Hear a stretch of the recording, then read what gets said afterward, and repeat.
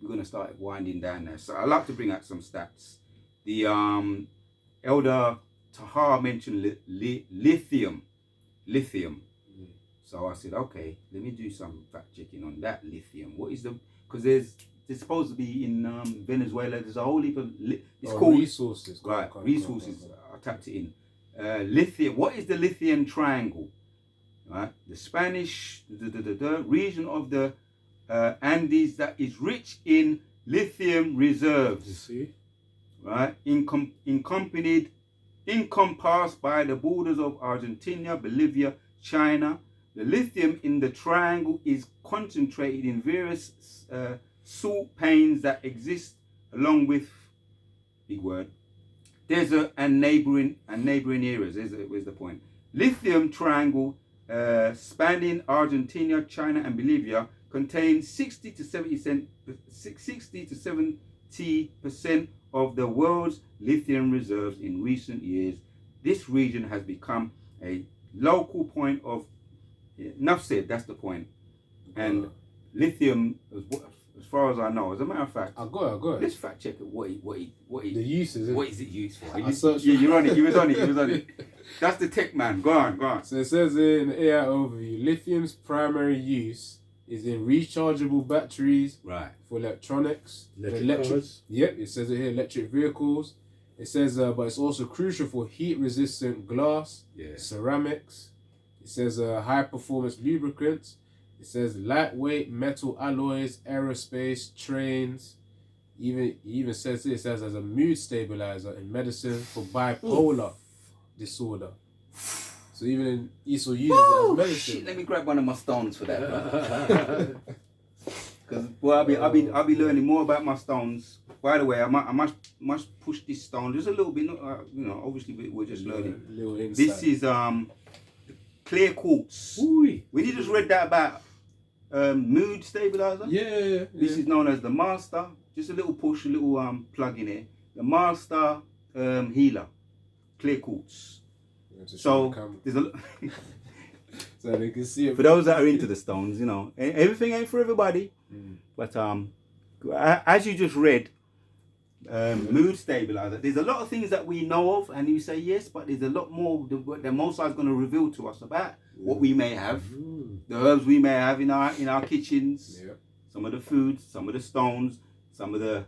Read that again, Baba Kushra. It says in terms of the primary uses of another use of lithium, it says, and as a mood stabilizer in medicine for bipolar disorder. These devils know, man.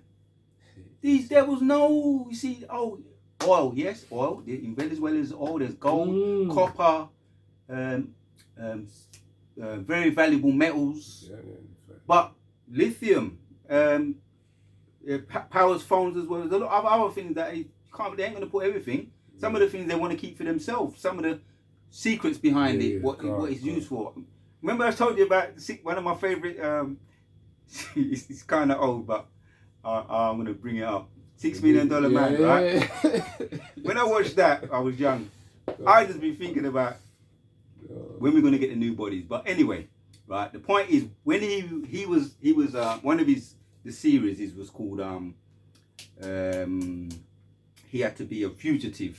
And he $6 Million Man, he's every week is a different subject, and he had to be just like King David. You can put some spirituality to it. Everything's spiritual for the spiritual men with the spiritual eye, and he had to be on the run just like King David was. King David was on the run from Saul, and he had to go on the move, and he had he might have got some kind of injury because remember he's got 2 bionic legs, and maybe he was shot there or something happened.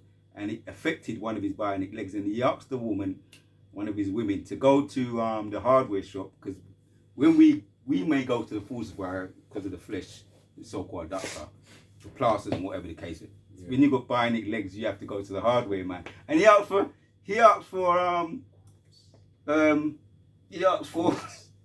clear quartz. Whoa.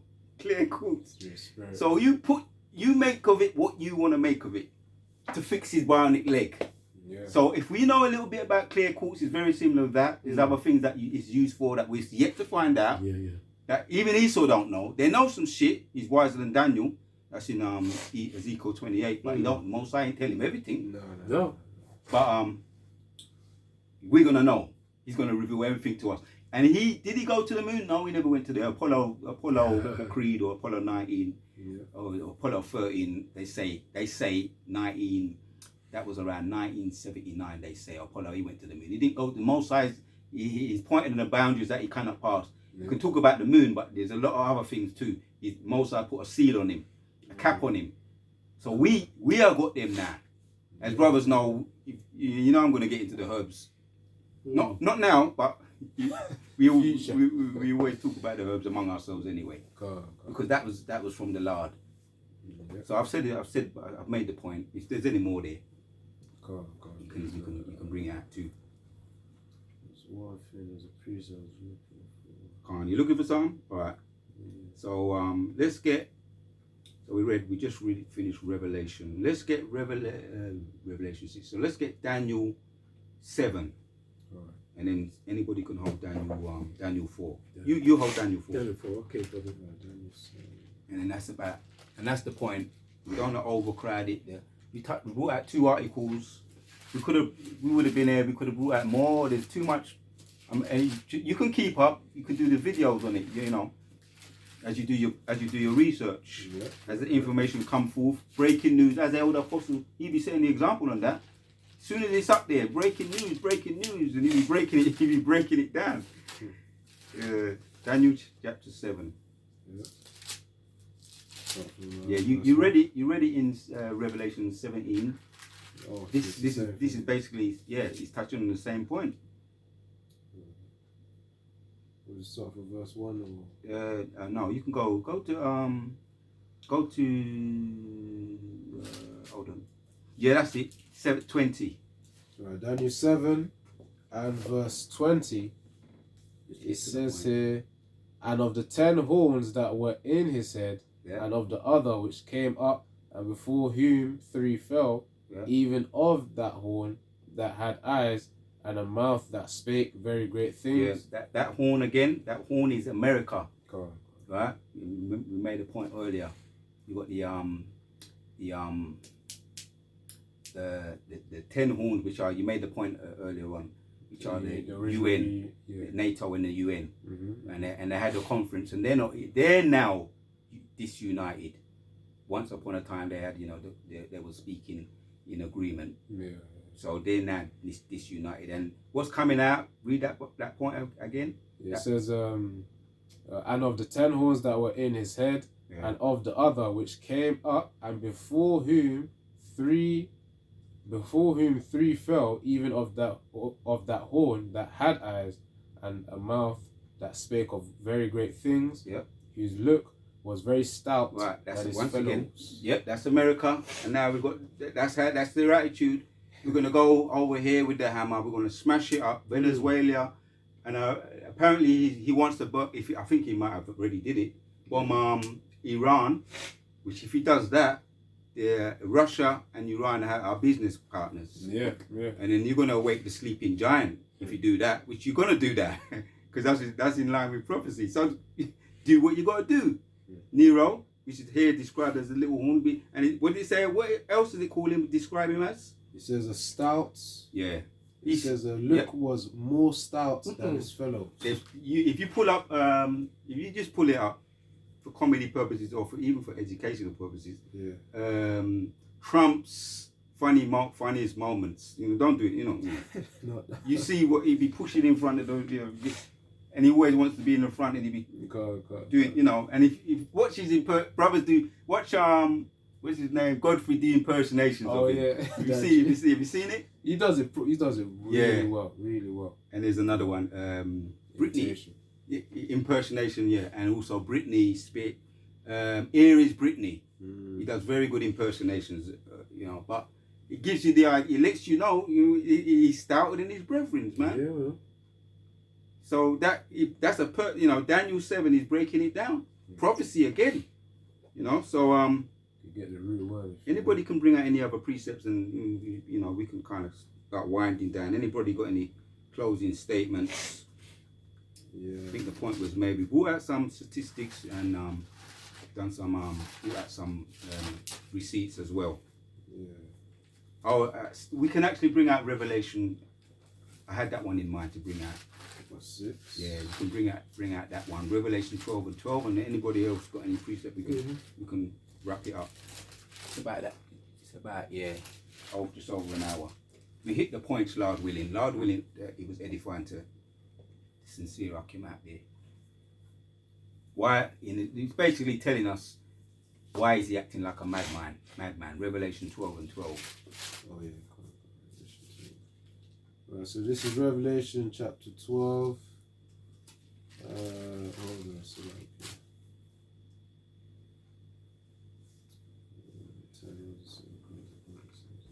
Sit straight. I've got to take some of my medicine after this, Lord willing. Is it the one about the great dragon cast out? Yeah, Revelation chapters 12 and verse 12. He knows he has a short time. Yeah, this is Revelation 12 and verse 12. It says, "Therefore rejoice, ye heavens, and ye that dwell in them. Woe to the inhabitants of the earth and of the sea, for the devil is come down unto you, having great wrath." Yeah, and this ain't no past, right? This is why he's acting crazy now. You know, you can call him any other word, just don't call him. He's not right in his head. That's basically what he's saying in so many words. And that's what happens when you know you're running out of time. You might start acting out of character. And that's, I mean, enough said. Brothers want to chime in and say what you got to say, bro. You know, yeah. I mean, yeah.